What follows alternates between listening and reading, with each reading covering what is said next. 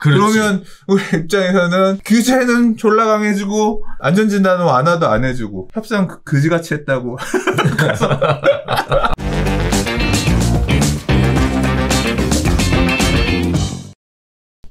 좋아요와 구독하기는 사랑입니다. 네, 안녕하십니까. 2021년 6월 19일, 네, 한 발 앞서 소식을 전하는 고품격 부동산 토크쇼, 부동산 별별 수다에 오신 여러분을 환영합니다! 오래 기다리셨습니다. 무려 1시간 있다가 시작하는, 네, 이런 깡패 같은 별별 수다. 네, 이러면 안 되는데, 거기다 심지어, 지난주는 결방. 네, 이러면 이제, 이 문제가 있는데, 네, 지난주 왜 결방했죠? 네, 여기 뽀로로 스티커. 뽀로로 밴드. 예, 지난주에 이 백신 맞았어요. 오. 코로나 백신 맞았는데, 뭐 금요일 날 맞았거든요. 근데 토요일 날 우리가 이제 라이브 녹화를 하잖아요. 그렇죠. 첫날은 그냥 괜찮다가 밤 되니까 쿵쿵쿵쿵 한다고 하더니 진짜 이게 근육통이 밤에 오더라고요. 오. 아침에 일어났는데 근데 좀 약간 컨디션이 안 좋은 것 같아서 일단 어떻게 심해질지 몰라서 미뤘는데 약 하나 먹으니까 괜찮았잖아. 그래서 저 나중에 갈 수 있을 것 같은데요 했는데 이제 그렇죠. 오후에 하면 안 될까요? 오후에 우리 약 먹고 하면 될 것 같으니까 그랬는데 이제 모두 스케줄 맞추는 게 어려워서 캔슬을 그렇죠. 했죠. 맞아요. 네. 저는 한 이틀 3일 알았는데 이게 그러니까 막 앓은 게 아니라 이 타이레놀 먹으니까 괜찮아요. 그런 이게 두통이 좀 있고 근육통이 밤에 첫날 밤에 조금 있었고 컨디션이 좀 안 좋은 게 그렇게. 근데 그렇게 심각하지 않았습니다. 건강하지 않다는 반증. 이게 건강할수록 젊을수록 그게 되게 심하다 그러잖아요. 원래 젊고 괜찮으면 원래 무증상자로 이렇게 넘어가야 되는 거 아니에요? 모르겠어. 이거 아무튼 보면 젊은 분들이 이 증상을 세게 앓고 건강한 분들이 골골대는 사람이 좀 더 쉽게 그럼 그런 거 백신 같아요. 맞으면 무증상으로 넘어가겠네. 아무튼 그런 것 때문에 지난주에 녹화를 못했습니다. 죄송합니다. 네네. 그래도 무사히 수장님 그 백신 맞으러 가기 전에 그러다가 큰일 나면 어떻게 했더니 그것도 내 인생이죠.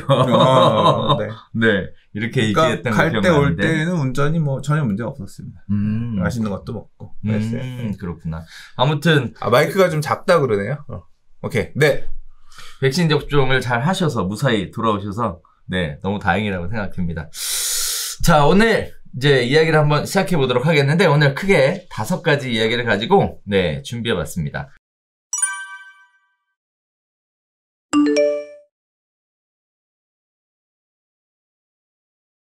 첫 번째 이야기부터 시작해 보도록 할게요.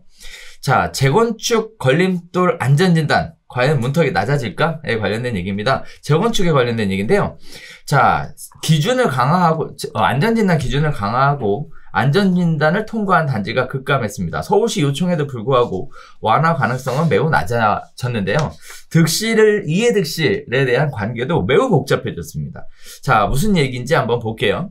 재건축 등 민간 정비사업 활성화를 강조하고 있는 서울시가 정부의 안전진단 기준 완화를 건의했지만 여의치가 않은 상황입니다. 여기 앞으로는 안전진단을 통과하면 조합원 지위 양도가 금지돼서 거래가 묶일 전망이라 기준 완화가 조합원들에게 득일지 실일지 판단하기도 쉽지 않은 상황이라고 하는데요. 자, 안전진단은 사업 준비 단계예요. 그래서 조합이 추진위원회 구성 등 사업을 시작하기 전 공식적으로 안전진단을 통과한 단지 정보 등을 집계 공개하지 않는다는 게 서울시 설명인데요. 다만 부동산 114에 따르면 현재 서울 재건축 단지 중 안전진단 단계로 분류되는 곳은 총 36개 단지로 추산되고 있는 상황입니다. 자, 2018년 3월 이후 안전진단 통과 단지를 찾아보기 어렵다라는 건데 지금 보이시는 것처럼 서울에 진행하고 있는 36개 단지가 리스트에 쭉 올라와 있습니다. 여기 보면 항상 우리가 얘기 나왔었던 단지들 이름이 굉장히 많이 나오는데요. 자, 아직 안전진단을 통과하지 않았거나 통과 가능성이 있는 단지에서 안전진단 시기를 늦춰야 한다는 이상한 목소리가 나온다고 해요. 반면 장기 투자나 실거주 수요 입장에서는 입장에서는 투자자들은 아예 재건축에서 빠지고 기존 실거주자 중 일부도 팔고 나가면 실수요자로 재편되면서 오히려 사업 속도가 더 빠르게 진행될 것이다 라는 기대감도 존재한다고 합니다. 자, 거기에 따라서 해당 단지 소유자들이 시세 차익을 노린 투자 목적인지 장기 보유하거나 실거주를 할 대상인지를 판단해서 단기 투자를 목적으로 재건축에 접근했다면 빨리 움직여야 한다라는 이야기들이 나오고 있는데요. 자, 일단 여기서 여러 가지 포인트가 나오죠. 조합원 지위 양도 금지에 관련된 규정에 대해서 한번 살펴봐야 될 것 같습니다. 특히 안전진단으로 당겨진다라는 게 도대체 무슨 의미인 건지. 자, 또 한편으로는요. 또 다른 분쟁의 시작이 아닐까라는 생각이 드는데요. 가격 상승을 막겠다라는 서울시 또는 정부의 강력한 의지와 사업 추진 자체를 미루거나 또는 안 하겠다라고 하는 일부 재건축 소유자들의 반응이 엇갈리게 극명하게 대치되고 있는 상황입니다. 거기에 따라 또 실수요자하고 투자자들하고도 서로 이해관계가 굉장히 복잡하게 맞물리게 되는데요. 자, 이거 소장님 실망하셨죠, 이거? 그러니까 우리가 이게 지난주에 네. 못해가지고 건너뛰었던 이슈예요. 맞아요. 네, 그래서 네. 지금 이제 첫 번째로 얘기를 하는데 무슨 얘기냐면 지금 국토부 장관하고 이제 여당, 그러니까 이 정부 여당은 민주당 쪽이고, 네. 그 다음에 요번에 서울시, 그러니까 말 그대로 지자체장은 서울시장은 반대인 야당 쪽에서 국민의힘 쪽에서 시장이 됐잖아요. 맞아요. 그래서 서로 엇박자가 날 것이다. 그러니까 서로 이게 정부가 할 수 있는 거, 국토부가 할 수 있는 내용이 있고, 국회에서 법을 만들어서 해야 되는 일이 있고, 또는 이제 서울시가 할 수 있는 권한이 이렇게 이양이 되어 있는 부분이 있고 그렇거든요. 이게 이제 서로 협의를 해서 하는 부분도 있을 수 있겠지만, 이제 의견이 좀 다르다라고 하면 서로 좀 갈등이 생긴다거나, 이런 문제에 대해서 되게, 사실 걱정이 사전에도 많았었죠. 이거 뭐 서울시에서 이렇게 하려고 한다고 하더라도 정부가, 국토부가 받아줄 거냐. 그렇죠. 이제 이런 얘기들이 많았는데, 일단 시장 취임하고 나서, 서울시장, 이제 앞으로 서울 도시 정비 관련해서 어떻게 끌고 갈 거냐에 대한 어떤 밑그림을 그리는 데 있어서, 네. 선제적으로 서울시가 국토부에다가 싸울 생각 없어. 그렇죠. 우리 좀 손 좀 잡고 맞아요. 같이 하자. 이제 이것들을 제안을 해서 서로 협치하는 그런 모습을 보이는 과정이었던 거예요. 그래서 이게 6월 9일 날 보도자료 내놓고 이제 같이 그 간담회를 발표하는 내용이었나 뭐 이런 행사를 했고 유튜브로 이제 송출을 해주고 했는데 그래서 국토부 쪽에서 그리고 이제 서울시 쪽에서 나와서 이제 얘기들을 했어요. 앞으로 이런 부분들을 서로 조율해 가면서 할 거다라고 해서 여러 내용들을 내놨는데 이제 그 내용 중에서 가장 눈에 들어왔던 부분 두 부분이 뭐냐면 첫 번째가 바로 이겁니다. 이제까지 재개발 사업은 관리 처분 인가 이후 그다음에 재건축 사업은 조합 설립 인가 이후부터 투기과열지구라고 하면 조합원지 양도가 제한이 되고 거래가 제한이 되면서 이렇게 투기방지책이 작동을 하게 되는데 우리 서울시가 생각할 때는 이 단계를 더 앞당겨야겠다.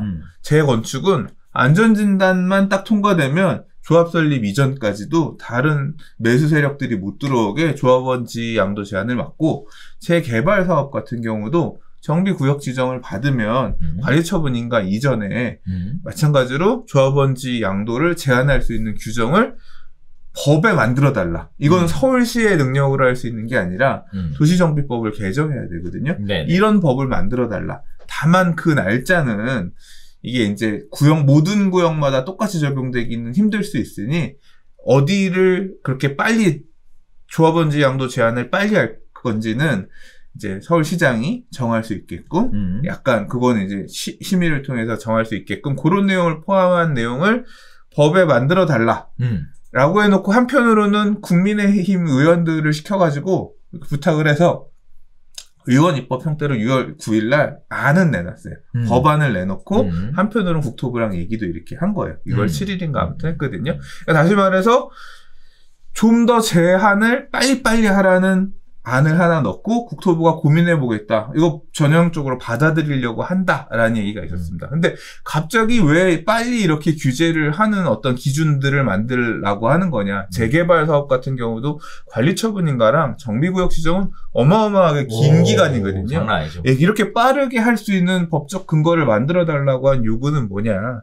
이게 이제 왜 이런 얘기를 하냐가 다음 얘기에서도 나오지만 안전진단 통과하면 재건축 사업이 거의 간다고 확실하게 보는데 그렇죠. 그러면 사람들이 매수하러 자꾸 들어가면서 가격이 불안해지니까 네. 못 사게끔 막을 만한 어떤 이 과열을 방지하려는 제도가 필요하다. 네네. 그러니까 그 얘기는 반대로 뭐냐면 안전진단 지금처럼 계속 막 빡빡하게 기준을 둬서 안전진단 통과를 못하게 막지 말고 하고 싶은 그러니까 적당히 재건축이 필요한 곳들은 너무 과도하게 허들을 높여놓은 걸 낮춰서 좀 사업이 가게끔 공급이 그래서 이 재건축 사업을 통해서 새로운 신규주택 공급이 가능하게끔 해달라.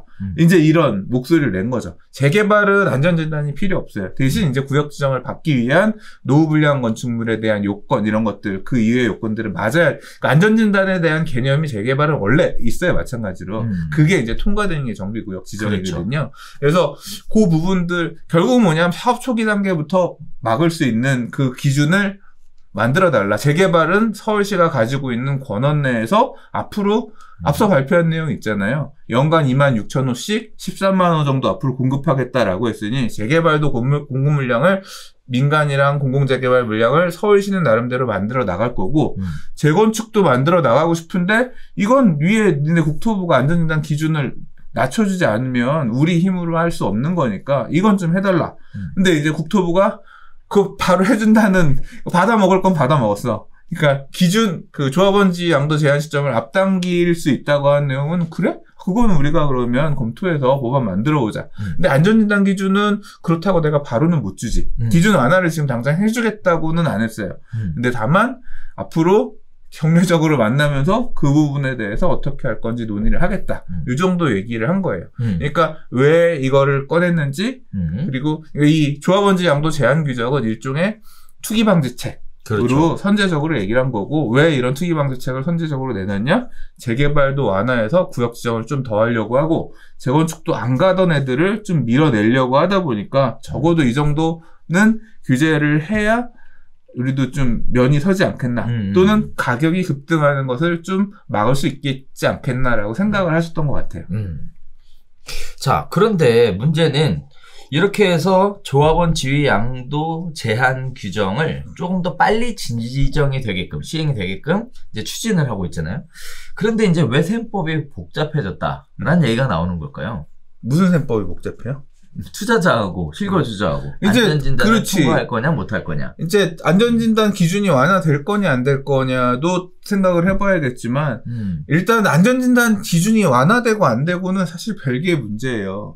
내가 사고 싶어도 못 사는 상황이 이제 금방 도래하는 거야. 매물 급감이 왜냐하면 일단 당장 요 조합원지 양도 제한 규정 관련해서는 이거를 앞당기는 내용 같은 경우는 한 9월 정도에 시행 가능하게끔 입법을 서둘러 보겠다 이렇게 얘기를 했었거든요. 네. 만약에 그렇게 되면 안전진단 통과된 곳들 같은 경우는 사고 싶어도 매물이 확 잠기는 그런 상황이 생길 수 있으니까. 그러니까 이제까지 재건축 사업 같은 경우는 우리 압구정에서 근래 거래들 많이 됐던 사유가 조합 설립되면 조합원지 양도 제한이 되니까 그 전에 들어가자. 그렇죠. 라고 쭉 들어갔던 것처럼 그랬는데 이제 그 단계가 더 앞당겨지는 거예요. 아, 이거 법 시행되면 지금 안전진단 통과됐고 아직 구역지정 못 받았고 안전진단은 통과됐지만 정비계획이 없어서 구역지정도 못 받았고 조합 설립이 안 된 재건축도 지금 아니면 못 들어가네 하면서 또 사야 되는 그런 상황이 생기는 거예요. 그러니까 진입을 하려고 생각했던 분들 입장에서는 셈법이 복잡해지는 거.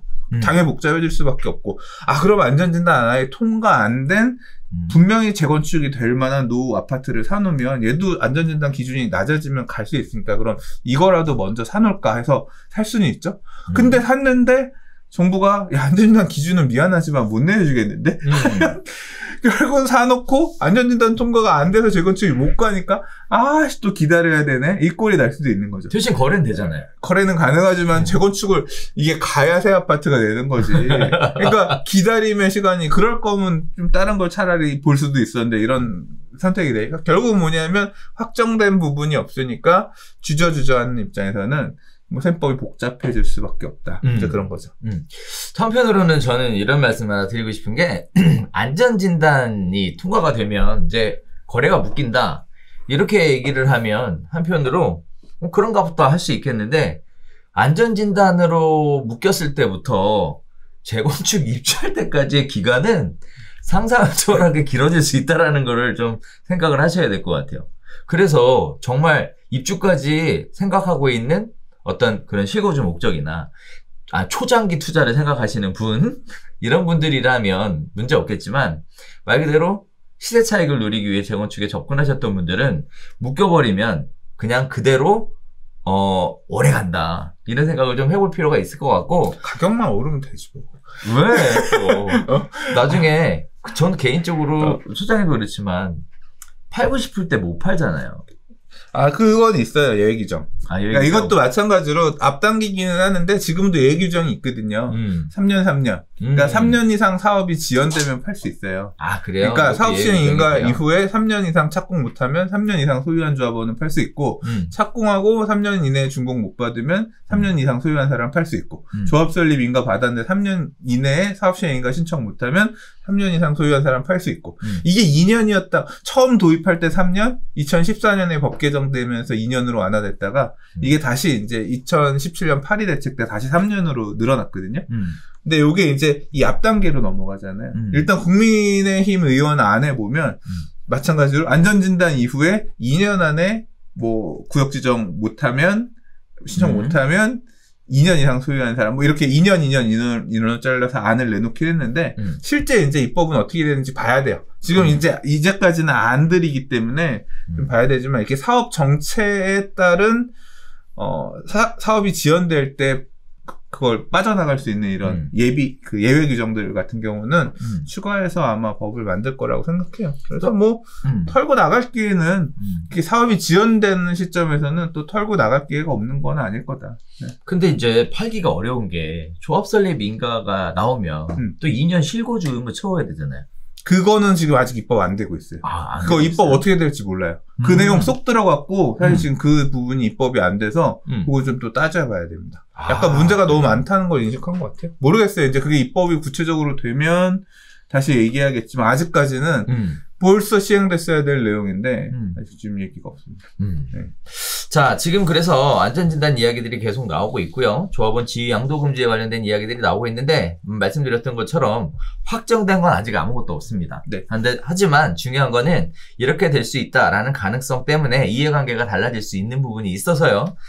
조합원으로서 현재 가지고 계신 분들이 매도에 대한 생각을 좀 고민해 보셔도 될 것 같고, 어떻게 보면 가격 상승을 할 수 있는 측면도 충분히 있겠지만 매도를 할 수 있는 좋은 기회가 또 지금일 수도 있지 않을까, 이런 생각도 잠깐 해보게 되는데요. 아무튼 여건에 따라서 달라지니까 관련된 부분들은 잘 얘기 들어보시다가 상황에 따라서 가장 적절한 선택이 뭔지, 어떠한 전략으로 접근했는지 이런 것들을 잘 들어보시고 거기에 따른 해법들을 제시해 주시면 좋을 것 같습니다. 근데 안전진단 완화 할까요? 안전진단 완화를 땡기면 하겠는데 지금 선거철이라서 못 이기는 척 받아줄까? 선거철이라서 네 해줘야 되지 않을까요? 네, 선거철이라서. 사실 저는 이게 주거니 받거니잖아요. 네네. 서울시는 규제 강화하는 거 협조할 테니 안전진단 완화해달라. 그래? 그러면 안전진단 완화해줘도 부동산 가격이 불안하지 않을 거라 이거지? 그러면 왜냐하면 이 조합원지 양도 제한을 빨리 걸면 앞단계에서 폭등한 일이 없지 않을까? 그러니까 뭐 그 해주는 게 맞겠네, 이런 게 될까? 저는 규제를 그러니까 이 사고팔고를 막는 것 자체가 부동산 가격을 안정화시키는데 별로 영향을 못 끼치는 것 같거든요. 그렇죠. 개인적으로는. 맞아요. 그래서 이게 안전지상 기준 완화랑 규제 조합원지 양도를 제한을 빨리 하는 거랑 과연 이게 원하는 만약에 그 판단이 그러니까 그렇지 않을까라고 해서 지금 바꿔달라고 했는데 국토부가 생각해보니까 조합원지 양도 제한한다고 하더니 지금 봐라 엄마 아파트니 뭐니 조합원지 양도 제한도 이미 되어 있고 심지어는 토지거래 허가까지 묶어놨는데 신고가들이 나오고 있어. 야, 여기도 똑같은 거 아니야?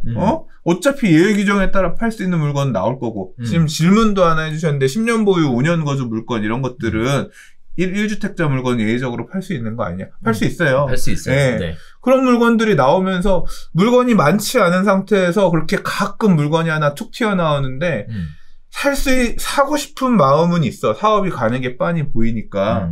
물건이 원래는 50개가 나올 수 있는 단지였는데 10년 보유 5년 거주 1주택자 외의 물건 하나 갑자기 툭 튀어나와가지고 그렇지. 딱 나와서 그러면 50명이 기다리고 있다. 그걸 살려고 그래. 어차피 가는 거니까.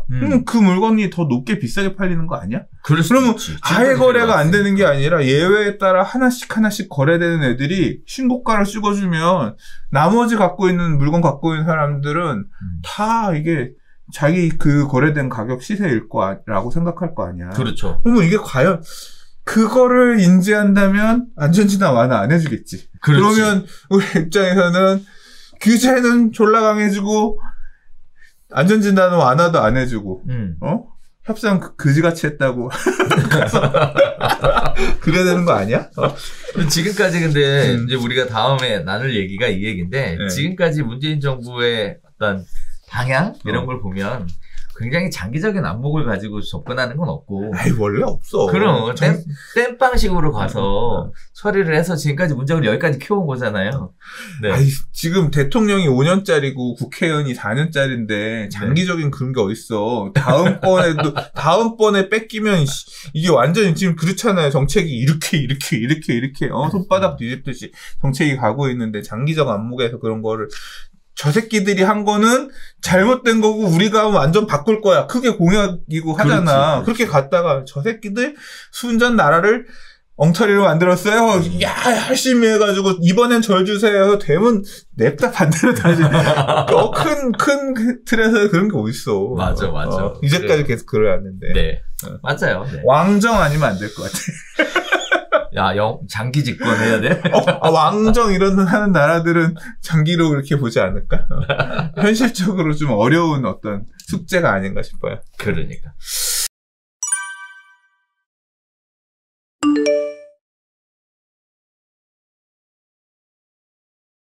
자, 두 번째 이야기 가보겠습니다.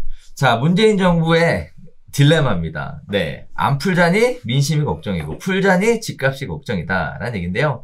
자, 공급 대책, 분양 시정, 균형 발전 등에 대해서는 진퇴양난의 상황에 빠졌습니다.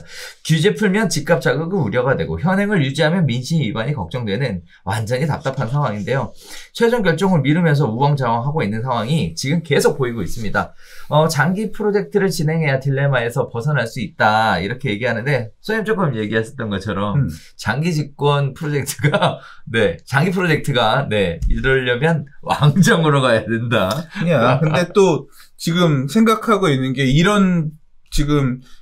그러니까 현재 정부가 생각하고 있는 이 어떤 기준의 정책을 길게 가야 된다 이렇게 이분들도 생각하고 계시지 않을까요? 그러면 안정화시킬 수 있을 거다. 그렇죠. 근데 지금 그 가는 과정에서 정책이 잘못된 건지 아니면 부작용이 심한 건지 그렇죠. 아무튼 그래서 이 사단이 지금 나고 있는 상황인 맞습니다. 거죠. 네. 자, 그래서 현재 크게 나와 있는 딜레마 5가지가 있는데요. 하나가 주택 공급 확대에 관련된 부분이에요. 이것도 다들 아시는 것처럼 김현미 장관이 있을 때 주택 공급은 충분하다라고 갔다가 지금은 발표되는 대책마다 어떻게 하면 주택 공급을 많이 할 거냐라는 형태로 지금 바뀌어가고 있죠. LH 개혁안, 이것도 계속 얘기 나왔었던 부분입니다. 자, 양도세, 종부세 관련된 부분들도 지금 계속 뜨거운 감자로 나와 있는 상황입니다. 서로 다 반대죠, 지금. 찬성하는 사람이 없어요. 분양가 규제에 관련된 부분도 이것도 심각합니다. 민간 건설이 지금 참여하기가 어려운 상황이 말썽이고요. 또 지역 인프라에 관련된 부분들도 계속 얘기가 나오고 있는 상황입니다. 자, 문재인 정부가 이처럼 정부의 부동산 정책을 내놓을 때마다 지속해서 이런 딜레마를 드러냈는데요. 세금 인하를 하려면 부자 감세는 나쁘다고 하고요. 또 세금을 현행대로 유지한다고 하면 민심을 따르지 않는다고 욕을 먹고 있는 상황입니다. 서울과 부산에서 치러진 4.7 재보선에서 참패를 겪은 후에 지금 공공중심 주택공급 정책, 전월세 급등을 초래한 임대차 보호법, 집값 상승 근원지로 꼽히는 강남의 주택공급을 늘리기 위한 재건축 재개발 활성화 방안, 시중주택 매물 감소를 원인으로 여겨지는 각종 세금 규제 등을 뜯어고치는 작업이 필요했는데요. 하지만 규제를 완화하자니 불로소득을 인정하게 되는 꼴이고 투기 수요를 자극하는 대책이라는 비판에 직면하게 되어 있는 상황입니다. 아무런 결정을 하지 못하고 시간을 질질 끌고 있다 보니까 이제는 민심을 전혀 읽지 못하고 있는 정부다라는 얘기와 더불어 대선 참패의 가능성까지 이야기가 나오고 있는 상황입니다.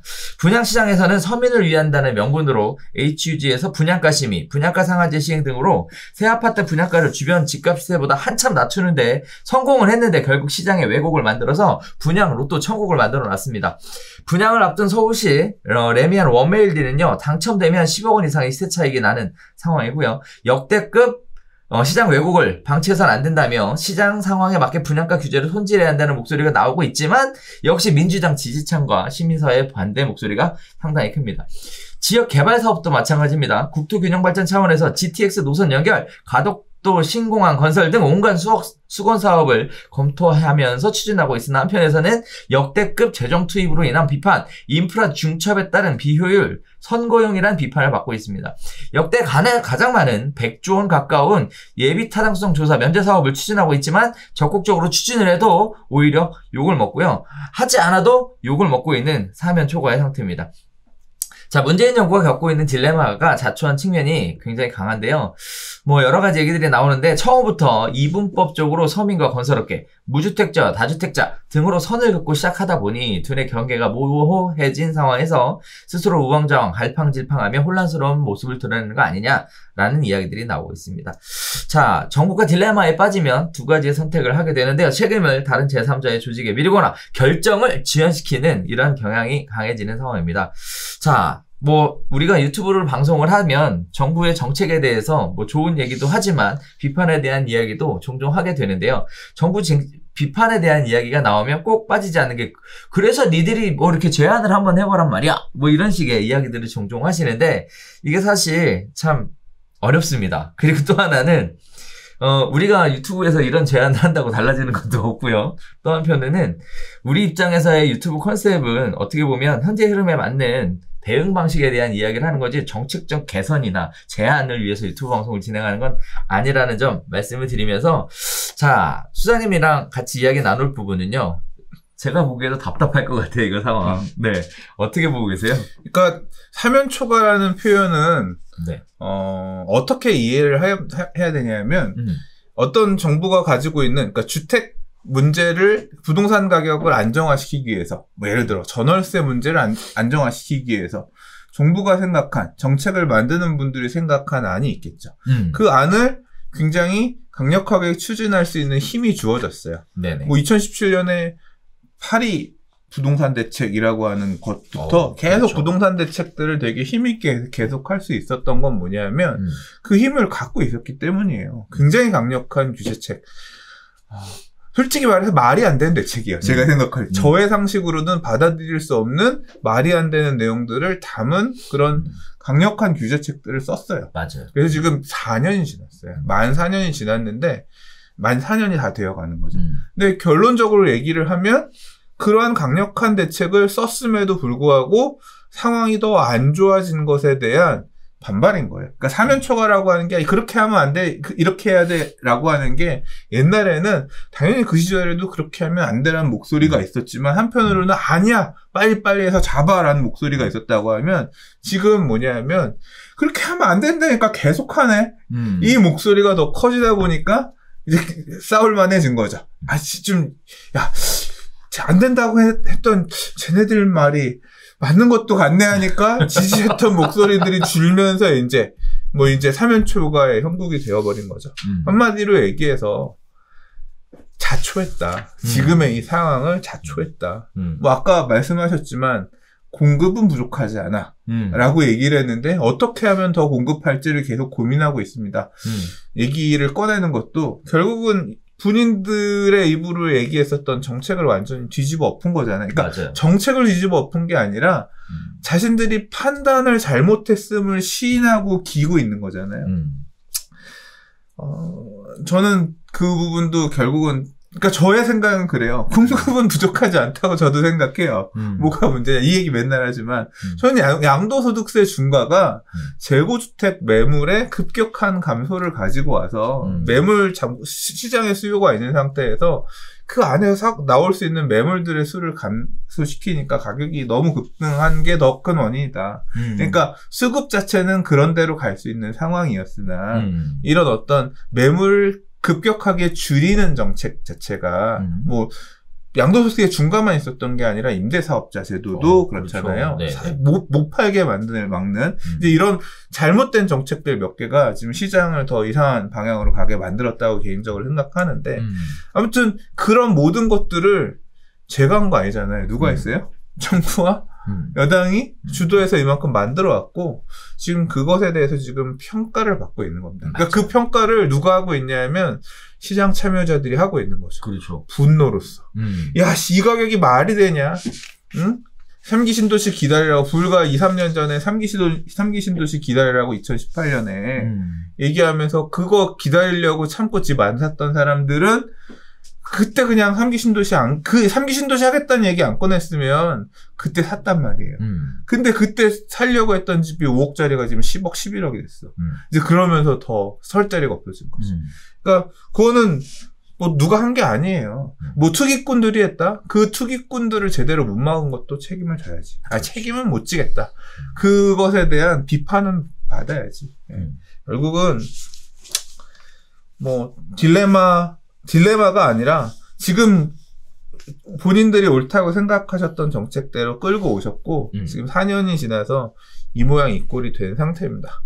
얼마나 더 이제 이 상황에서 드라마틱한 역전승을 거둬내실 수 있을지 아니면 뭐 이대로 무너져 내릴지는 또 봐야겠지만 뭐 개인적으로 저도 그런 아쉬워요. 네네, 저도 참 아쉽습니다. 처음에 문재인 정부가 들어서고 사실 문재인 정부가 들어선 것 자체가 촛불로 들어선 거잖아요.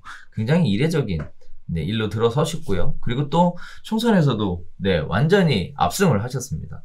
거기에 따라서 정부가 시작은 참 잘했는데 일단 프레임 자체를 좀 잘못 끼워넣고 시작한 게 문제가 되지 않았나라는 걱정을 계속 하게 돼요. 여기서도 아까 얘기했던 것처럼 뭐 이분법적으로 접근했다라는 것이 어떻게 보면 가장 큰 문제가 아니었나라는 생각이 듭니다. 대표적인 케이스가 무주택자하고 다주택자에 대한 구분을 너무 크게 가져갔고요. 거기에 따라서 마치 집이 있는 사람은 적폐라는 얘기가 이번 정부에서 계속 얘기가 나왔고요. 그리고 또 서민들하고 건설업계에 관련된 부분들도 굉장히 좀 그렇습니다. 그러다 보니까 요즘 주변에 얘기를 들어보면 과거에 굉장히 좋아하셨던 분들도 지금은 많이 목소리가 좀 시들해져 있는 부분이라서 저는 말을 아끼겠습니다. 저는 그런 부분들도 좀 안타깝게 느껴지고 있는 상황이고 그러다 보니까 뭐 대선 참패, 뭐 정권이 바뀌었다. 그런 얘기는 하지 마. 부동산 얘기만 해. 알았어. 그런 얘기들을 하고 있더라라는 얘기예요. 자, 그래서 지금 사실 제가 이 기사를 픽한 이유는요. 많은 분들이 이제 오늘도 방송이 올라가면 야 그래서 니네들이 대안을 좀 제시해봐. 네, 이렇게 얘기하시는 분들이 계셔서 조회수 몇천 달이 영상을 뭐 얼마나 본다고. 그런가? 네. 네. 그래서 이게 참 안타깝다라는 말씀을 전해드리고 싶어서 사실은 기사는 픽했고요. 정치 얘기는 안 하는 걸로. 네, 그렇게 하도록 하겠습니다. 덥다. 에어컨 좀 켜주세요. 더워.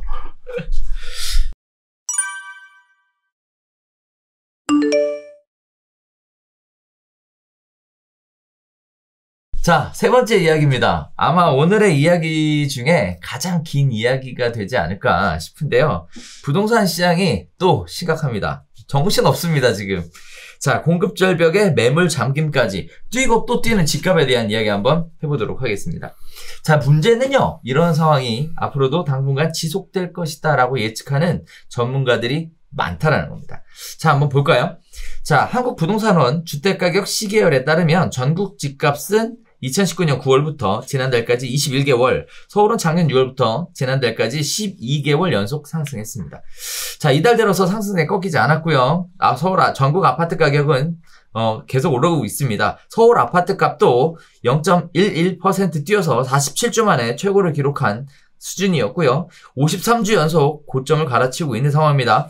자, 서울 아파트 가격이 2사 공급 대책 이후 한동안 상승폭이 둔화됐으나 4.7 보궐선거 이후 재건축 규제 완화 기대감이 커지면서 오름폭이 가팔라지고 있는 상황입니다. 자, 서울 지역이 이렇게 움직이면서 수요자들이 감당하기에 부담스러운 가격으로 서울 가격이, 집값이 올라가자 최근에는 중저가 아파트 가격이 많이 오르고 있고요. 서울에서 밀려난 수요자들은 또 수도권으로 이주하면서 경기와 인천 지역 집값이 지금 장난이 아닌 상황입니다. 수도권의 아파트값 오름세는 더 무섭고요. 경기도도 엄청나게 올라갔습니다. 인천도 계속 올라가고 있는 상황입니다.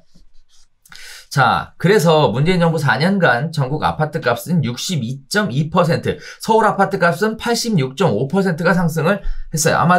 다들 피부로 느끼고 있지 않을까라고 생각이 됩니다. 벽지나 주거 환경이 열악한 경우를 빼면 대부분 아파트 가격이 더블 이상 상승했다라는 얘기가 되는데요. 자, 집값이 폭등하는데 전세 가격도 그냥 있을 리가 없죠. 전세 가격도 장난이 아닙니다. 서울 전세값 100주 넘게 올랐습니다. 아파트 매매 가격을 자극할 수 있는 충분한 우려가 되는 상황인데요. 재건축 재개발 상승세를 두고 서울 등 수도권으로 확산되고 있는 상황입니다. 보유세, 양도세, 전월세 신고제에 따른 6월 변수 역시 집값 안정을 잡는데 실패했고요. 계약갱신 청구권을 사용한 기존 전세 물건과 신규 계약 물건의 전세값 차이가 극에 달하면서 부동산 업계는요. 계약갱신권 청구권 소멸 이후 역대급 전세값 상승을 우려하고 있는 상황입니다. 자, 전세값 상승이 어마어마하다는 거 아마 다들 아실 텐데, 서초구 반포동과 재건축 이주 수요가, 전세값 상승을, 강남의 전세값 상승을 지금 주도하고 있다는 얘기는 지난번 시간에 말씀드려서 아시고 계실 것 같습니다. 자, 또 하나 문제는 전월세 신고제가 시행이 되면서, 전세값이 어떻게 될 거다. 이런 얘기들이 있었는데, 전월세 신고제로 밝혀진 뜨거운 논란이 하나 있죠. 바로 이중 가격 이야기입니다. 헬리오시티 같은 경우에 전용 면적 99.6제곱미터가 지난 9일 전월세 신고제로 보증금 7억 9,800만 원의 전세 계약이 체결됐습니다. 그런데요, 불과 3일 전 계약한 아파트의 절반 수준이라는 게 문제입니다. 3일 전에 얼마가 계약이 됐었냐면 14억 5천만 원의 4층에 계약이 됐었거든요. 즉 같은 아파트의 동일 면적 전세 가격이 2배 가까이 벌어졌는데 계약갱신 청구권 때문에 라고 합니다. 자, 음마 아파트도 마찬가지입니다. 1층 물건이 9억의 전세 계약을 체결했는데요. 같은 달 4층 물건은 4억 3,050만 원에 체결됐습니다. 기름동 레미안 기름 센터피스도요. 전용 면적 84.9제곱미터가 지난달 14억에 체결이 됐는데요. 4층 전세 물량은 지난달에 5억 900만 원의 전세 계약이 체결됐습니다. 14억이 아니라 10억. 10억 원. 죄송합니다. 그러니까 10억에 네. 체결됐는데요. 한 2배. 맞습니다. 네. 자, 거기에 따라서 거의 이것도 2배 가까이 벌어지는 상황입니다.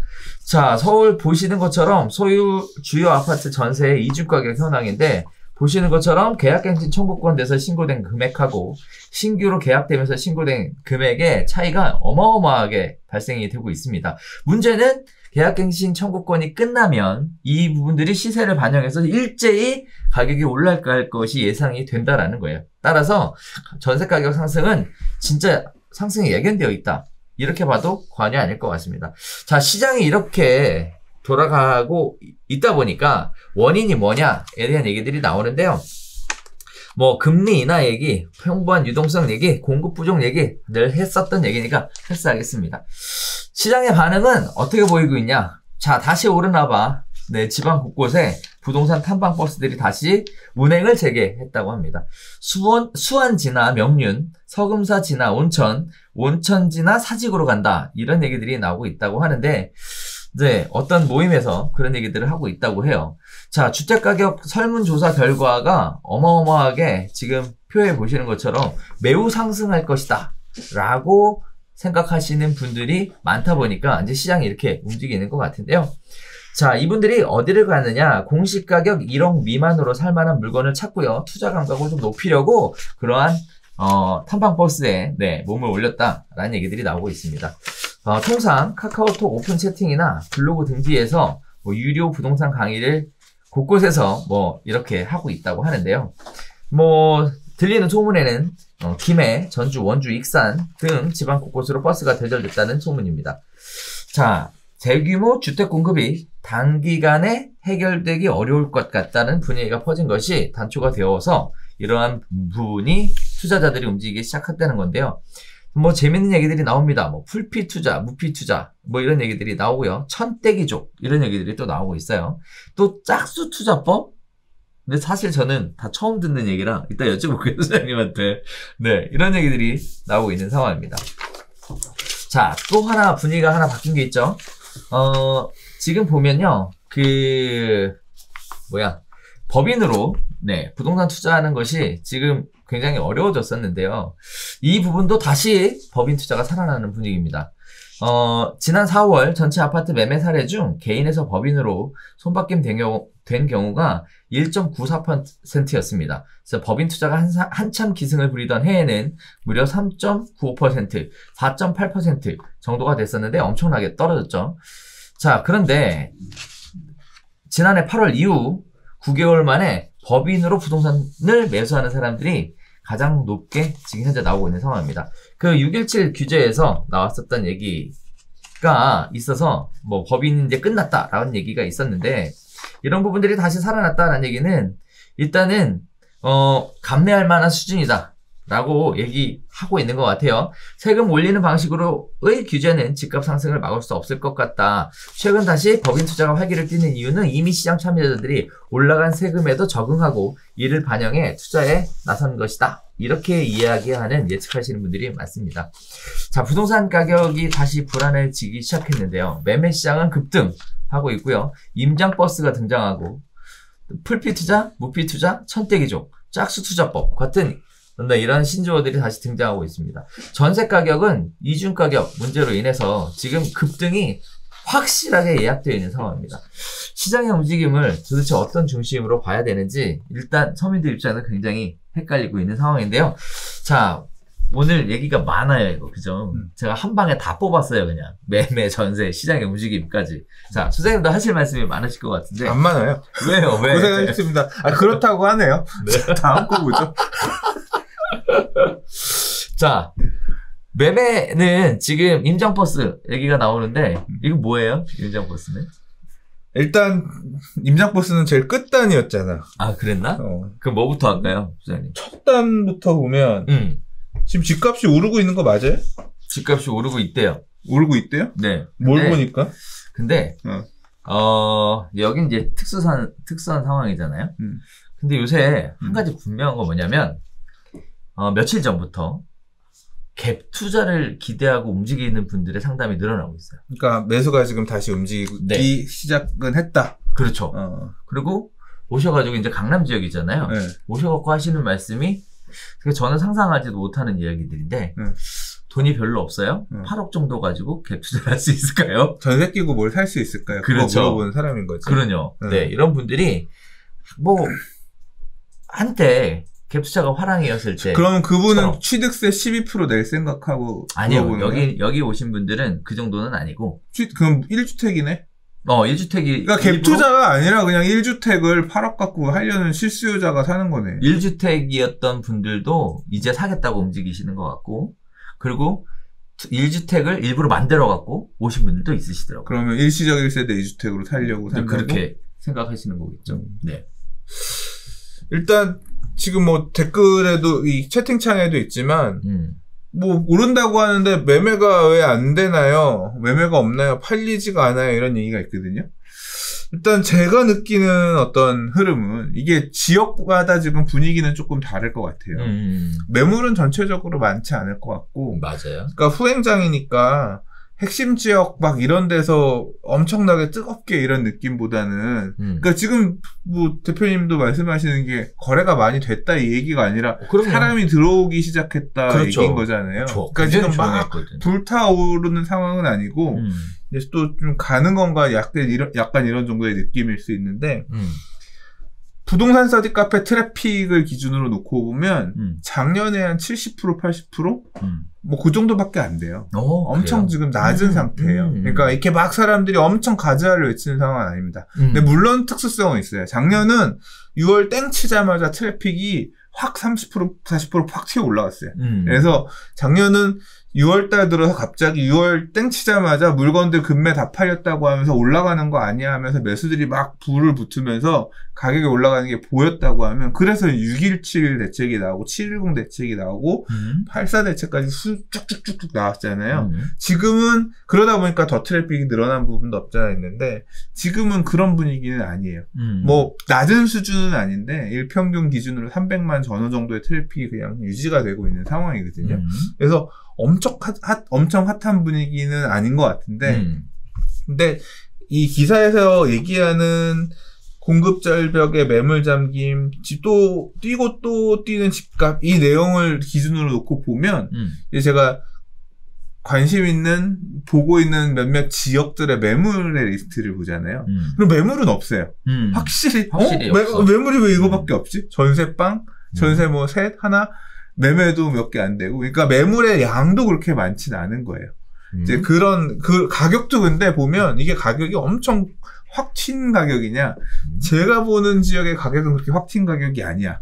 뭐 낮아지진 않았는데, 그렇다고 그렇죠. 확 튀어 올라가는 지역은 아니거든요. 근데 올라간 지역들도 있잖아. 그렇죠. 그래서 이게 지역에 따라 조금 다르게 나타나는데, 이게 이제 통계적으로 놓고 보면 마이너스는 아니니까 상승으로 나타나는 거고, 그렇게 지금 많이 올라가는 지역들이 두텁게 나타나면 퍼센트에서도 상승률은 좀 더 높게 나타날 가능성이 있을 것 같아요. 그러다 보니까 여기도 보면 지금 뭐 일단 상승세는 안 꺾였고 아파트값 상승률은 0.25%로 전주와 같았고 서울 그렇죠. 아파트도 0.11% 튀어서 53주 연속 고점을 갈아치우고 있고 그러니까 이게 계속 쉬지 않고 올라가고 있는 형태로 나타나고 있긴 한 것 같아요. 근데 그렇다고 해서 뭐 거래량이 폭발적으로 늘어났다. 그래서 내가 안 팔리던 물건이 싹 다 팔렸어. 이런 식으로 느낄만한 수준은 지금 일단 현재까지는 아니지 않나 싶어요.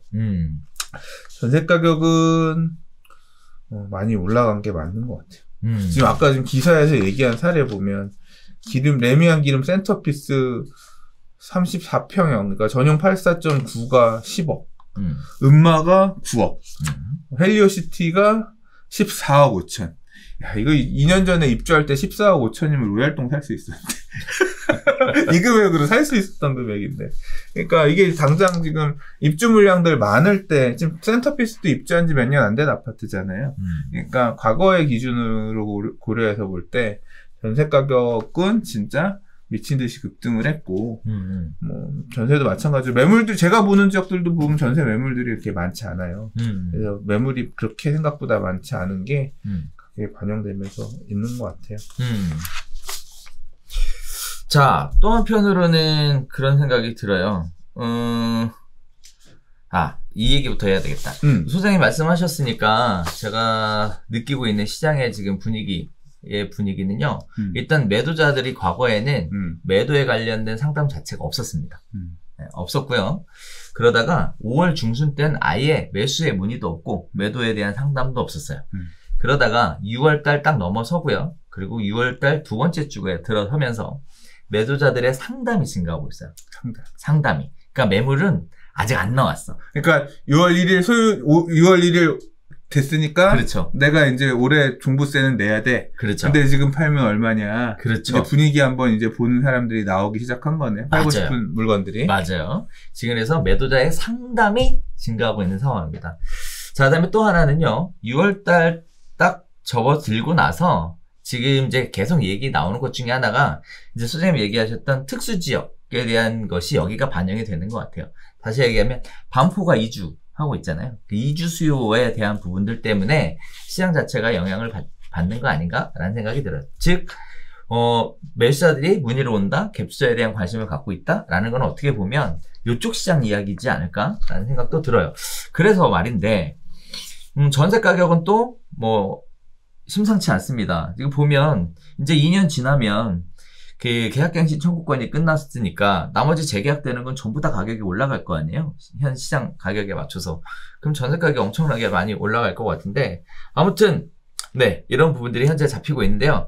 자, 그래서 이 얘기 말고 광명으로 한번 가보려고 합니다. 네, 여기 같은 경우에도 관련된 얘기들이 광명은 지금 내가 전화 빠네. 엄청 핫할 거야. 아, 그래요? 네, 엄청 핫하냐면 항상 그렇거든. 이제 광명 7, 8단지 네. 뭐 이제 말 그대로 리딩 단지들의 가격이 광명을 네. 어떻게 지금 바꾸고 있을지 네. 궁금합니다. 아, 그렇군요. 7단지, 광명 7단지. 우리 광명에 있는 부동산 중개업 하시는 대표님이신데요.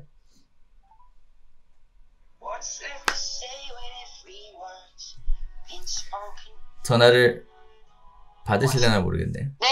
안녕하세요. 안녕하세요, 교수님. 네, 반갑습니다. 네. 네, 저희가 잘 지금- 지내시죠? 네, 그럼요. 저희 지금 별별수다 생방송 진행하고 있거든요. 아, 그러세요? 네네. 원래는 일찍 전화 드리려고 했는데 조금 늦었습니다. 옆에 강영우 소장님 계시겠네요. 안녕하세요. 안녕하세요. 반갑습니다. 네. 네. 네. 자, 우리 지금 요새 돌아가는 네네. 부동산 시장 이야기 하고 있어요. 아, 네. 네. 그래서, 지금 혹시 네. 유튜브 보고 계세요? 아니요, 제가 지금 안 보고 있어요. 업무 중이라. 아, 그러셨구나. 네네. 네네네. 자, 그래서 지금 부동산 시장이 좀 심각하다. 가격 상승이 네. 좀 심각한 상황이다. 심상치 않다. 뭐 이런 이야기 나누고 있는데, 지금 네네. 광명 분위기는 어떤지 이야기를 좀 전해주시면 좋을 것 같아요. 일단은요, 네. 매물은 좀 나오고 있나요? 매물은 나오고 있긴 한데, 빠른 속도로 소진이 되는 편이에요. 아, 매물은 나오고 있고, 그러면 네. 사는 분들의 문의는 어떤가요? 파시는 분들은 지금 저희 광명 뉴타운 같은 경우에는 총 11개 구역 중에서 네네. 네, 지금 관리처분인가 준비 중인 구역이 3군데 구역이고 네. 나머지 구역은 현재 단계별로 시장이 앞서가고 있는 단계라서 네, 지금 구체적으로 조합원님들이 그 타이밍을 보시면서 매물을 내놓으시려고 하고 계세요. 팔 생각은 있다. 그런데 네, 타이밍을 네. 보고 있다. 네. 이번 6월 전후의 시장 상황은 혹시 어떻게 바뀌었나요? 바뀌었죠. 6월 전후에 이제 다주택자분들은 네. 5월 말 기준으로 해서 이제 급매로 내놓으셔서 물건이 소화되긴 했는데 그렇다고 해서 시세 뭐 많이 떨어지게 매물을 내놓으신 건 아니시고요. 보통 한 2, 3천만 원 정도 싸게 해서 내놓으셔서 급매물은 다 소진이 된 상태예요. 그래요? 네네. 근데 이제 제가, 별별스타 한지 얼마 안 돼갖고 서툴러서 그러는데, 네. 자기소개 좀 해주세요. 안녕하세요. 저는 광명 뉴타운 광명 사거리역 10번 출구에 있는 부동산 쑥스TV를 운영하고 있고요. 키움 부동산 운영하고 있는 대표 조향숙입니다. 아, 네, 감사합니다. 네. 언제쯤 물어봐 주시나 했어요. 아, 그러니까 말이에요. 제가 네, 고맙습니다. 제 운영이 서툴러가지고. 당황하셨어요? 네. 사실 음악소리 나와갖고 지금 엄청 당황했어요. 그러셨어요? 네네. 자, 광명에 대한 전체적인 얘기를 좀 듣고 있는데, 네. 요즘에 들어서 문의는 좀 늘어난 것 같나요? 지금 기사에 보면, 네. 매수자들이 굉장히 많이 다니는 것처럼 이렇게 기사가 나오는데, 광명 쪽도 최근에 들어서 매수자의 문의가 늘어난 편인가요? 네, 일단은 사실은 작년에 비해서는 광명이 매수자 문의 자체는 조금 떨어지긴 했었어도, 그래도 지금 현재 11개 구역 중에 9개 구역은 전매 금지가 적용되지 않는 단지라서 투자자분들께서는 그 입주권을 사시려고 매수 문의를 많이 하고 계세요. 그래요? 네네. 문의가 늘어났다는 거죠? 네네, 늘어났어요. 아, 그래요? 네. 통상의 경우 실입주 목적이에요? 아니면 투자 목적으로 많이들 찾으세요? 그것도 사실은 광명 이제 사거리역 역세권 중심으로 해서 광명 11구역이나 철산역 앞에 있는 광명 12구역은 실입주 목적으로 하시는 투자자분들께서 문의를 많이 하고 계시고요. 네. 그렇지 않고 이제 광명 1, 2, 4, 5구역 같은 경우에는 아무래도 실입주보다는 투자 개념으로 접근하시는 분들이 계셔서 그거에 대한 방향이 전부 좀 틀린 것 같아요. 아, 그럼 구역마다 실입주자가 좋아하는 구역이 있고 투자자들이 네. 좋아하는 구역이 있고 이렇게 따로따로 네, 구분이 네. 된다라는 거죠? 네네네. 그렇군요. 그럼 왜 이렇게 갈리는 걸까요? 일단은 뭐 제가 유튜브 영상을 지금 네오비티비를 보고 있지 않아서 잘 네네. 모르겠는데 네네. 일단은 지금 규제들이 원체 많은 데다가 또 취득할 때 취득세나 아니면 자금 조달 계획서 그다음에 또 더군다나 대출 규제까지 같이 묶여져 있으니까 본인들이 지금 거주하고 있는 집을 팔고 오셔야 되는 상황 네. 아니면은 취득세 중과 부분 때문에 부담이 커서 그런 것들 때문에 고민하시는 분들도 계셔서요. 네네. 실입주와 투자가 극명하게 구분되는 경우가 있어요. 그렇군요. 네. 소장님 궁금한 거 없으십니까? 네. 광명 7단지 로얄 지금 얼마예요? 광명 7단지면 철산 7단지 말씀하시는 예, 거네요? 맞습니다. 예, 철산 주공 7단지요. 예. 철산 7단지 같은 경우에는 현재 광명보다는 철산 쪽은 아무래도 재건축 단지라서 네. 예, 문의가 조금 적으세요. 왜냐면 활발하게 지금 매수가 이루어지고 있는 데가 아니니까. 아, 그래요? 네네네. 그러면 지금 11, 12 쪽이 제일 비싼가요? 사실은 그것도 광명 2구역이 이번에 조합원님들 동호수 추첨을 하고 지금 공급계약서를 작성하고 있는 중이라 네. 광명 뉴타운 84 타입 같은 경우에는 광명 2구역이 가장 프리미엄이 높게 형성돼서 지금 7억 2천에서 7억 6천 정도 되고요. 토탈 금액으로 토탈 금액으로는 약 총 금액 11억에서 12억 정도 보셔야 해요. 나중에 추가 분담금까지 해서. 네. 그게 지금 일단 제일 비싼 가격대인가요? 예. 그리고 이제 11구역이랑 12구역은 투자자들이 보시기에는 가장 좋은 구역인데 네. 아무래도 시기적으로 2027년, 28년도 입주 예정이라 네. 예, 오랫동안 또 투자 금액이 묶여 있는 거고 또 11구역, 12구역은 전매구역이거든요. 예, 제한되는. 예. 네, 그래서 관리 처분 인가가 떨어지면 아무래도 접근하시기가 어려우니까 그래서 그런지 아직까지는 역세권 구역이긴 한데 프리미엄은 다른 구역보다는 그렇게 많이 높은 편은 아니지만 그래도 따라가고 있는 중이에요. 네, 알겠습니다. 감사합니다. 네. 고맙습니다. 그리고 광명에 관심 있는 분들은 무슨 준비를 해갖고 가야 됩니까? 예를 들어 어느 정도 네. 자금은 있어야 된다. 뭐 이런 기준이 있잖아요. 네. 일단은 광명 뉴타운 전 구역으로 해서 네네. 5구 타입을 생각하고 계시는 분들은 네. 현재 초투 그러니까 지금 추가 분담금 외에 네. 지금 매수하실 수 있는 금액은 6억 중반에서 6억 후반 정도는 보셔야 하고요. 네. 네. 그리고 이제 84 타입으로 접근하시는 분들은 7억 중반에서 8억 중반까지 생각을 하시고 가용자금을 준비를 하시면서 접근하셔야 될 것 같고요. 네네. 그리고 아까도 말씀드렸지만 그 외에 취득세나 아니면 지금 살고 계시는 분들의 거주 부분이나 이런 것들도 같이 고민하시면서 움직이셔야 될 거라고 판단이 되고 있어요. 광명이 투기과열지구인가요? 네, 투기과열지구예요. 그렇구나. 그래서 이제 네. 거주에 관련된 얘기가 계속 나오는 이유가 그래서 그렇군요. 네네. 네.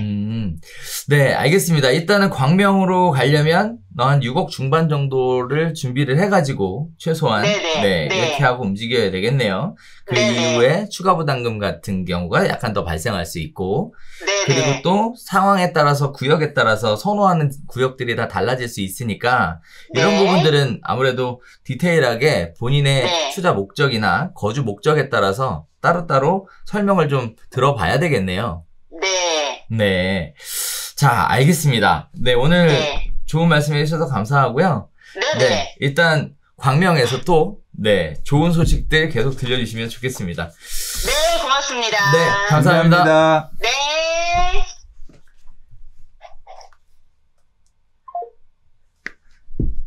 자, 부동산, 광명은 뭐 예전에도 뜨거운데 여전히 뜨겁다. 이런 얘기들을 하는데, 뭐 일단 그럴 거는 같아요. 그죠? 네. 자, 광명에 대한 이야기 한번 쭉 들어봤고요. 어쨌든 시장 분위기가 지금 심상치 않다라는 거 여러 기사에서 계속 나오고 있는 얘기라 아마 관심을 갖고 좀 지켜보셔야 되는 부분이지 않을까 생각이 듭니다.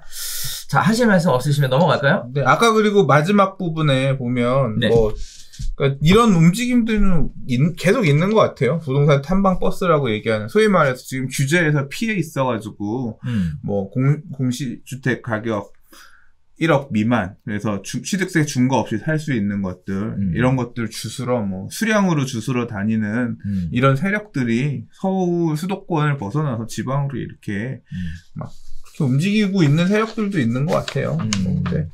그리고 뭐 그런 이제 법인도 다시 기회가 있다. 뭐 이제 법인이라고 하면 또 세금 이런 측면에서 또 다르게 적용받는 거 있으니까 이런 세력들도 있는 것 같은데 뭐 굳이 뭐 그런 세력들이 시장을 교란하거나 돈 벌겠다고 다니는 걸 언급해가면서 우리도 따라가야 됩니다. 또는 뭐 비교해서 그럴 필요는 없을 것 같아요. 네네. 뭐 알아서 알아서 해야지 뭐 각자. 예. 또 하면 규제하겠지. 뭐 이러면 그것도 없어지겠지 뭐. 그러면 또 이제 그 다음에 뭐 해야 되나 이러면서 또 가겠지. 지금 계속 토끼몰이 하고 있고. 선구자라고 생각하시는 투자의 새로운 지평을 열고 계시는 이 세력들은 또 먹을 거 찾으러 다니시는데 솔직히 전 부럽지도 않거든요. 네, 뭐 그런가 보다 하는 거죠. 타봤어요, 근데 혹시? 왜 타고 다녀요? 네. 네. 우리 강경훈 소장님 저는 좋아하지 않아요. 네. 네, 없다고 하고요. 네. 네, 좋아하지 않는다고 합니다. 네, 저는 딱 선 그어놓고 안 내려갑니다. 네. 그렇군요.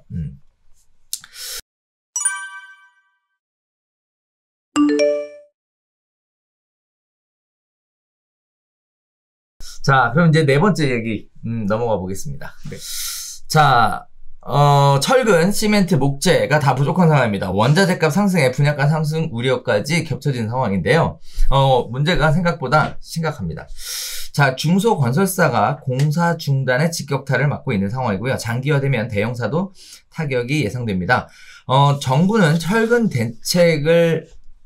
정부의 철근 대책은 환영하고 있는데 문제는 이런 부분들이 다른 원자재로도 넘어갈 것 같아서 선제적인 대응이 필요하다라고 하는 겁니다. 자, 올 초부터 이어진 철근 기근에 중소건설사를 중심으로 공사 중단이 이어지고 있는 상황인데요. 대한건설협회에 따르면 지난 3월과 4월에만 철근 현강 부족으로 멈춘 건설 현장이 43곳에 달했다고 합니다. 7개 사업장은 시멘트가 주 원료인 레미콘 부족으로, 9개 사업장은 콘크리트 파일 부족으로 사업이 중단됐다고 하는데요. 철근 말고도 시멘트, 목재와 같은 건설 주요 자재값이 크게는 30%까지 올랐고 인건비까지 상승하는 상황이라서 하반기나 내년에 신규 착공하는 곳들은 비용 부담이 어느 정도 반영될 것으로 보여진다고 합니다. 이런 부분들이 반영이 되면, 그리고 또 장기화가 되면 분양가 상승으로 이어질 수 있다라는 건데요. 단기로 끝나면 건설사 영업이익이 줄어드는 선에서 끝나겠지만 공사 원가가 크게 오르면 자체 사업 자체의 분양가가 오르거나 또는 품질 저하 문제로 연결될 수 있다는 것이 지금 화두에 올라오고 있습니다. 자, 원자재 가격 상승에 관련된 부분인데요. 이런 부분들은 앞으로도 지속될 것 같아요. 정부 주도로 공급을 하겠다고 이렇게 계속 얘기하고 있는 상황이기 때문에 공급을 계속 이렇게 하게 되면 원자재 가격이 부족한데요. 뭐 제가 들은 말에 의하면 매년 철근이나 시멘트 이런 업체들은 수요를 예상을 해서 1년치 물량을 셋업을 한대요. 그러고 나서 그 물량을 시장에 출하를 하는데 갑자기 물량이 빵 터졌잖아요. 그래서 많은 분들이 뭐 이렇게 하고 있죠. 그러다 보니까 찾고 있죠. 그리고 자재가 많이 들어가고 있잖아요. 거기에 따라서 시장에서 바로바로 소요되는 부분도 있는가 반면 또 일부 또 사재기 하시는 분들도 있어서 가격이 굉장히 많이 올랐다고 합니다. 기사는 30%까지 올랐다라고 얘기하는데 실제 피부로 느끼는 거는 그 이상 올랐다는 게 지금 현재 상황이고요. 자, 또 문제는 뭐냐면 정부가 추진하고자 하는 대형 건설 신도시는 아직 시작도 안 했다는 거예요. 만약 이런 부분들이 가시적으로 시작이 되게 되면 예전에 왜 그거 있었죠? 일산에 200만 가구 공급한다는 얘기 있을 때 모래가 부족해서 바다에서 퍼온 모래를 갖고 염분을 빼서 사용했다. 이런 식의 얘기도 있었고요. 그 당시에도 원자재 가격 상승이 굉장히 이슈가 됐었던 걸로 기억하고 있는데 이처럼 정부 주도 공급이 앞으로도 계속될 것이 예정되어 있는 상황에서 원자재 가격 상승이 어떻게 보면 당연히 예정되어 있는 부분이라고 생각합니다. 자, 한간의 이야기에 의하면 이러한 부분들이 또 다른 투자의 기회가 될 수 있다. 이런 얘기들을 하시더라고요. 특히 주식과 관련된 거나 관련 산업과 관련된 부분에 있어서 중요한 투자의 기회가 되실 수 있다. 뭐 우스갯소리로는 선물 이야기를 하시는 분들도 네 나오게 되는데요. 자, 건설 자재 상승과 관련해서 소장님의 기억이 어떤 것들이 있는지, 원가 상승에 대한 거. 난 주식 투자를 안 해서 잘 모르겠는데. 그런 거 말고 건설 그 원자재가 많이 필요하잖아요. 네. 거기에 따라서 이제 시장의 물량이 계속 줄고 있잖아요. 네. 거기 가격이 계속 올라간다고 하잖아요. 네. 거기에 따라서 분양가는 그럼. 그러니까 이제 한번 또 분양가를 공식적으로 올릴 이제 어떤 이유가 만들어지는 것이. 그러니까 이게 근데 인건비 관련해서도 좀 사실 상승 요인이 있고요. 제가 꼭 이 어떤 건설뿐만 아니라 다른 쪽도 보면 요새 자재값이 올랐다는 얘기들을 되게 많이 하세요. 예, 진짜 어떤 공산품의 기본이 되는 가격들 자체가 다 지금 생각보다 많이 오르고 있는 게 많은 것 같은데, 일단 지금 분양가를 얘기를 하자면, 아파트 분양가는 토지 가격에다가 표준 건축비 더해가지고 정하잖아요. 그러니까 그 다음에 이제 기타 비용들 이런 거 더해가지고 해서 분양가를 정하는데, 매년 산정하는 그 기준을 올릴 수밖에 없는 그런 근거가 되는 거예요. 지금 뭐 철근 가격이 올랐다, 무슨 가격이 올랐다, 이런 내용 자체는 그 가격을 산정하는데 올리게 되는 거고, 이렇게 표준 건축비 금액 자체가 올라가게 되면 임대 아파트도 비싸게 사야 돼. 서울시가 매입하게 되는 임대 아파트 이런 것들도 단가가 올라가게 되는 거죠. 그러니까 임대 아파트 공급 가액도 올라가는데 분양가는 당연히 올라가겠지. 그래서 분양가 상승의 원인이 되는 거는 뭐 이건 당연히 재료값이 올라가는데 올라가는 건 당연히 그럴 수밖에 없다. 영향이 될 것 같아요. 근데 이게 뭐 투자에게, 그러면 이제 말하기 좋아하는 사람들은 그런 얘기 하겠네. 분양가는 앞으로 더 오를 수밖에 없으니 차라리 지금 사는 게 낫다. 이게 근데 분양가는 더 오를 수밖에 없는 게 양쪽이잖아. 건축비만 올라가는 게 아니라 공시지가 계속 현실화한다고 올리고 있으니 토지 조성 원가 올라가지. 그러니까 토지 조성 원가가 아니라 도심진에서 추진하게 되는 재개발 재건축 사업 같은 경우는 감정평가를 안 해서 뭐 공시가격으로 한다고 하더라도 공시가격에 더해놓은 가격에다가 이 건축비를 더해서 분양가를 산정하는데, 토지 가격은 계속 올라간 걸 더 반영시키고 있고, 이렇게 건축비도 올라가는 게 반영이 되면 지금 보여줬던 정부가 막 끌어내리려고 열심히 노력했었던 이런 분양가 수준보다 한 단계 더 올라간 분양가가 나오면서 먹을 프리미엄이 좀 줄겠지. 근데 지금 당첨만 돼도 그 정도만 먹어도 돼. 네. 몰라. 아무튼, 그러니까 청약 당첨자들이 누릴 수 있을 기대 이윤이 조금 줄어드는 상황이 생길 것 같네요. 네. 자, 제 주변에 있는 몇 가지 이야기를 토대로 좀 전달을 해드리자면, 아파트 공급에도 차질이 있겠지만, 사실 대형 건설회사에서 진행되는 거는 처음에 그 제품을 생산하는 그런, 어떻게 보면 원래 그 공장하고 바로 다이렉트 계약이 되어 있어서 큰 문제가 없대요. 그런데 이제 2군, 3군으로 밀려 들어가는 데가 문제고요. 또 하나는 실제 빌라나 다세대 지으시는 분들, 이런 쪽이 완전 직방이야? 네, 완전 직방이거든요. 여기 대박 나거든요. 네, 이렇게 되면은 공사 기간을 공기에 제대로 진행하는 것도 어려울 뿐더러 분양 가격이 엄청나게 올라가서, 이렇게 되면 오히려 처음에 공급을 예정받기로 하고 지어졌던 1군 건설회사의 공급에는 큰 문제가 없지만, 서민들 위주로 가는 빌라나 다세대 시장에는 굉장히 리스크가 큰 얘기예요. 네. 그러면 그런 신축 빌라들 가격이 올라가면 네. 기존의 전원 빌라들이 싸게 사놓으면 더 이득이겠다. 그렇죠. 그런 부분들도 있을 수 있습니다. 예전에도 한번 이런 일이 있어서 생각보다 추가적으로 공급이 이루어질 것으로 예상을 했는데, 건축주들이 원가가 너무 올라가니까 못 달려들더라고요. 그러니까 빌라 공급 시장이 한동안 멈추는 경색이 오네. 네, 이런 부분들이 있었던 경험이 있고요. 그다음에 또 하나, 이제 아까 소장님도 시작하자마자 우스갯소리로 말씀하셨지만 주식 이야기 많이 하시더라고요. 근데 사실 잘 몰라요. 주식은. 난 몰라. 잘 몰라서. 능력 있는 분들은 하시고. 네네. 몰라. 자, 이 부분에 대한 거는 그런 이야기도 있다 정도만 생각해 주시면 될 것 같고요. 각자 주식과 관련된 부분은 여기서는 다룰 수 없는 내용이니까 각자 정보는 다른 곳에서 찾아보시는 게 오히려 더 우리를 비웃을 내용이야. 할 수 없는 얘기가 아니라 꺼내는 순간 비웃을 거야. 말해야지. 네. 자, 그런 부분이 있다라는 겁니다. 이렇게 되면 선생님 얘기하셨던 것처럼 오히려 다 지어놓은 신축 빌라의 가격이 올라갈 수도 있는 기회가 만들 수도 있어요. 네, 있어요. 거기다가 또 재개발 호재까지 또 탁 맞아 떨어져 주면 네, 엄청나게 가격이 올라갔었던 경험이 있습니다. 그래서 이런 부분들은 좀 잘 살펴보시면 뭐 좋은 기회가 있지 않을까? 네, 라는 생각이 들어요.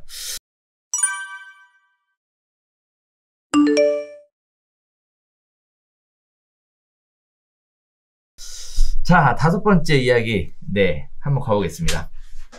도심 공공주택이 이달 말까지 집사면 분양권을 주겠다는 얘기가 지금 뭐가 통과가 됐대요 지금. 그래서 저희 이 기사 보고 당황스럽게 그지없습니다. 자, 당초 2월 5일 기준으로 해서 분양권을 안 주겠다, 현금 청산하겠다 라는 내용이 법 개정안을 수정해서 이달 말에 통과될 예정이라고 합니다. 자, 2주간의 공백이 생기게 되는데요. 거기에 따라 투기 수요가 충분히 몰릴 가능성이 있다는 얘기인데요.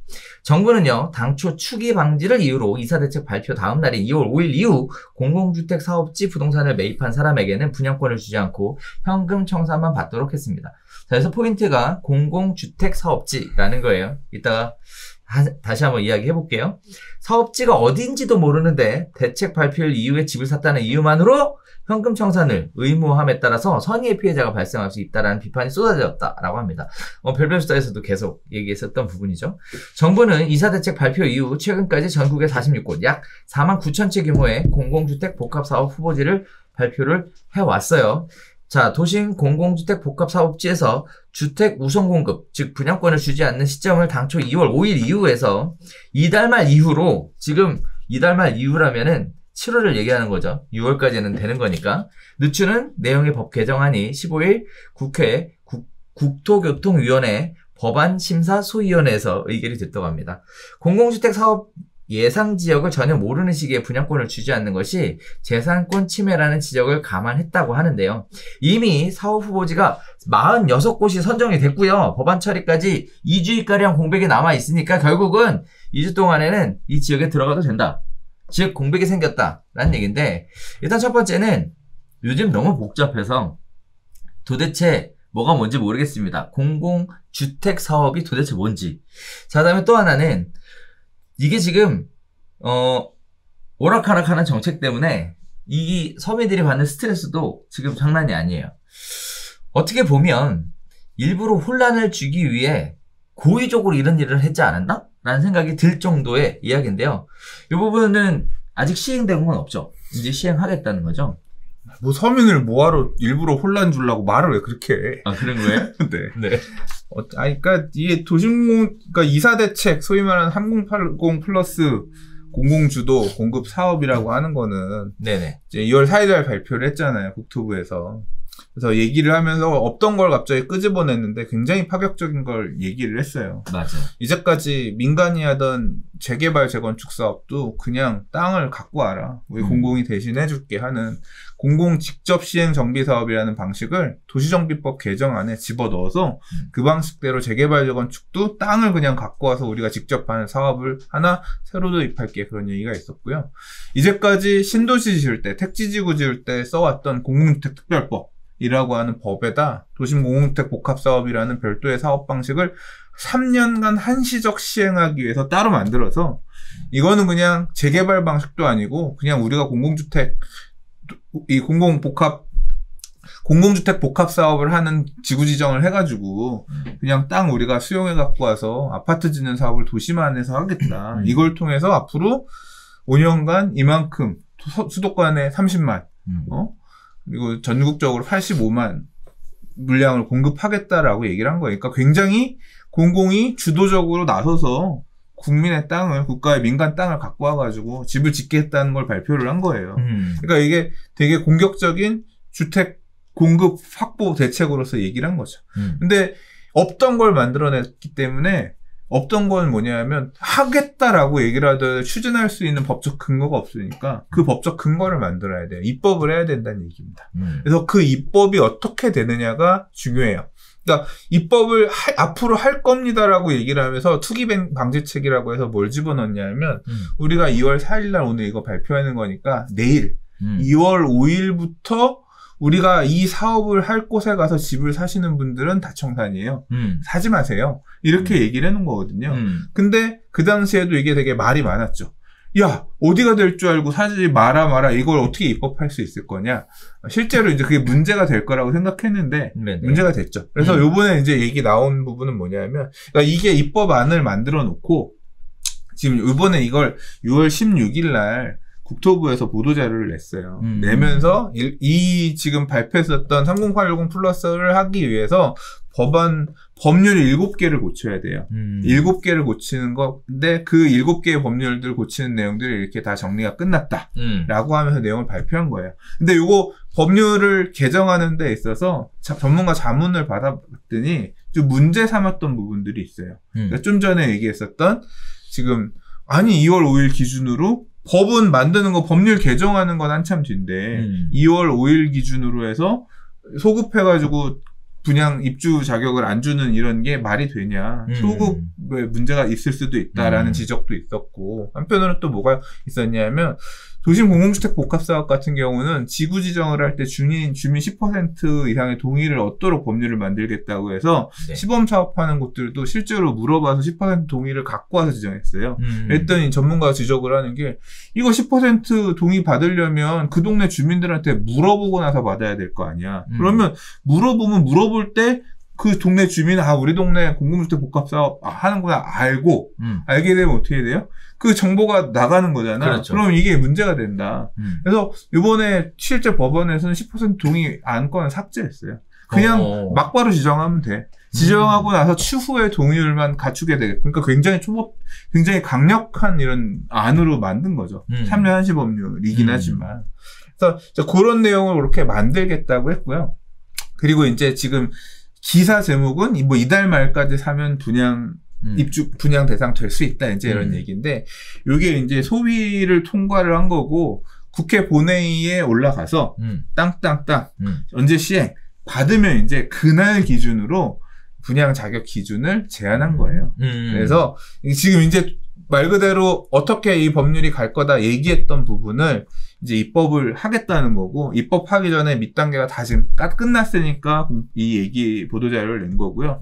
이제 언제 통과가 될 거냐가 제일 핵심인데, 뭐 기사에서는 그럼 뭐 지금 보면 이달 말 이후로 늦추는 어쩌고저쩌고. 그러니까 결국 6월 말 정도에는 통과가 될 거라는 얘기인 거잖아요. 그럼 그 전까지는 좀, 이게 내용은 어떤 식으로 좀 정리가 됐냐면, 자, 2월 5일 기준이 아니라 국회 본회의 의결일까지 소유권 이전 등기가 안 되어 있으면 청산이고요.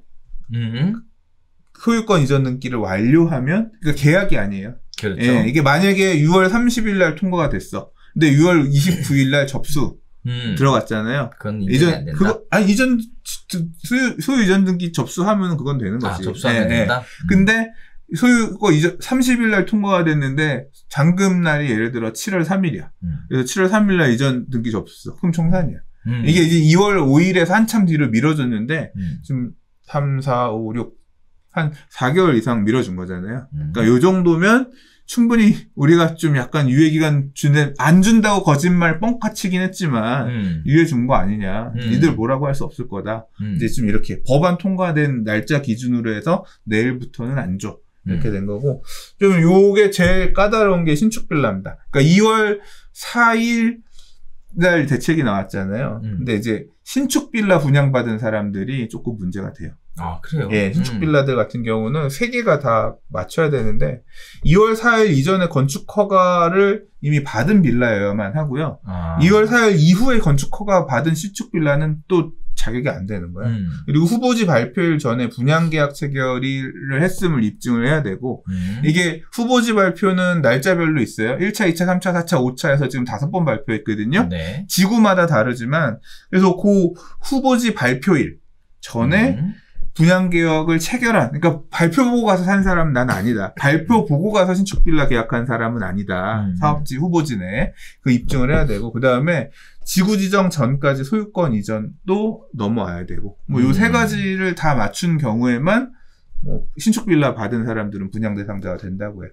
두 번째, 세 번째 거는 알 수 있는데, 첫 번째 2월 4일 이전에 건축 허가를 받은 빌라만 된다, 이 내용이 좀 사실 까다로운 내용이라서 중개할 때도 조심해야 되겠네요. 그렇죠. 네. 그래서 좀 근데 이게 아무튼 도심 공공주택 복합 사업에 관련된 얘기고요. 그다음에 아까 하나 더 있다 그랬죠. 재개발 재건축을 그냥 땅 갖고 오세요. 우리가 직접 재개발 재건축 해줄게요.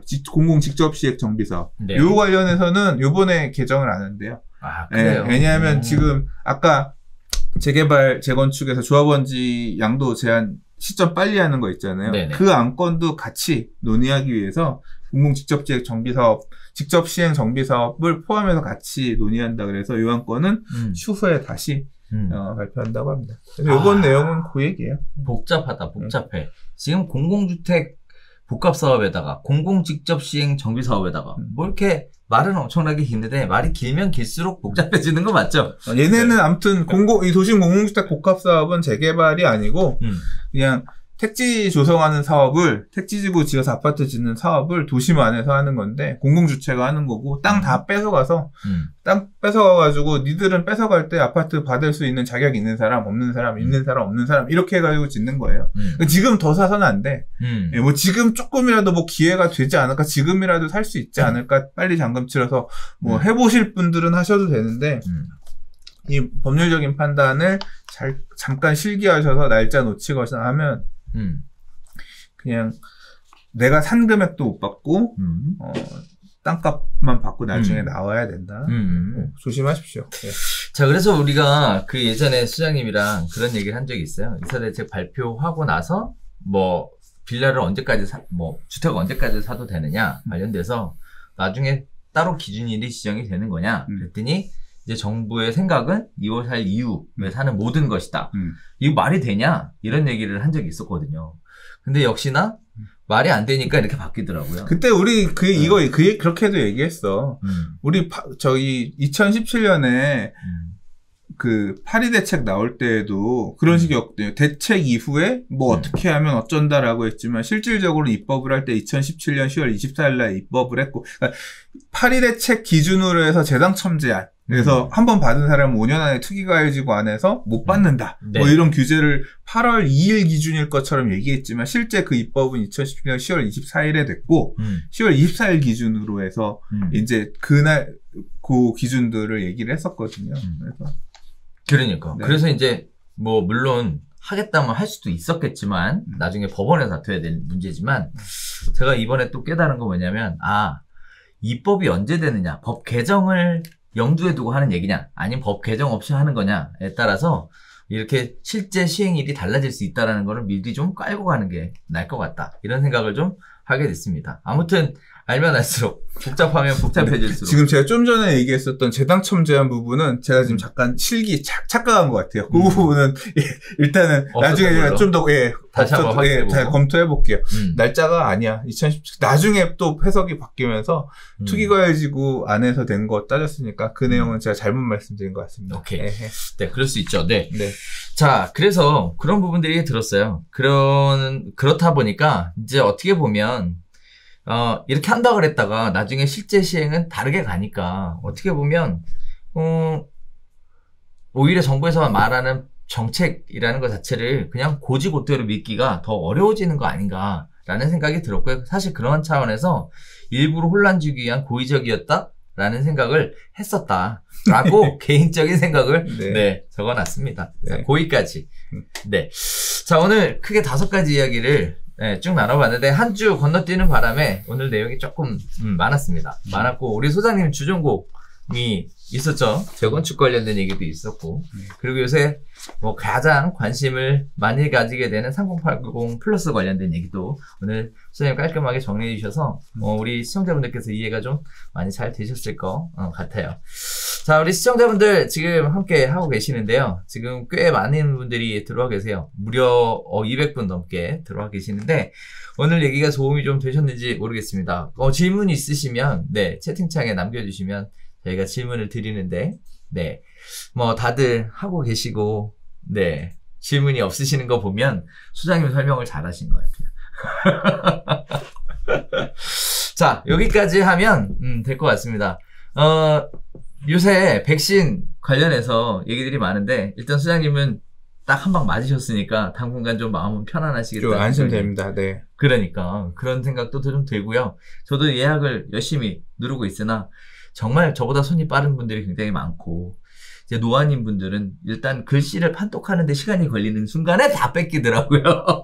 자, 이런 분들도 있는데 어쨌든 요새는 백신 관련된 얘기가 항상 이슈인 것 같아요. 네, 다들 그런 얘기도 많이 하시니까. 주변에 많이 맞으니까. 예. 그러니까 큰 부작용 없으셨다니까 제가 뭐 생각하기엔 제 주변에 있는 많은 분들이 다 큰 부작용 없었다고 하시니까 큰 불안감 없이 백신을 맞아도 되지 않을까라는 생각도 네, 개인적으로 살짝 하게 됩니다. 어쨌든 이 불안과 공포가 빨리 좀 지나갔으면 하는 바람은 강하게 있습니다. 자, 오늘 저희가 준비한 소식은 여기서 인사드리도록 하겠고요. 다음 주에 새로운 소식 가지고 찾아뵙도록 하겠습니다. 감사합니다.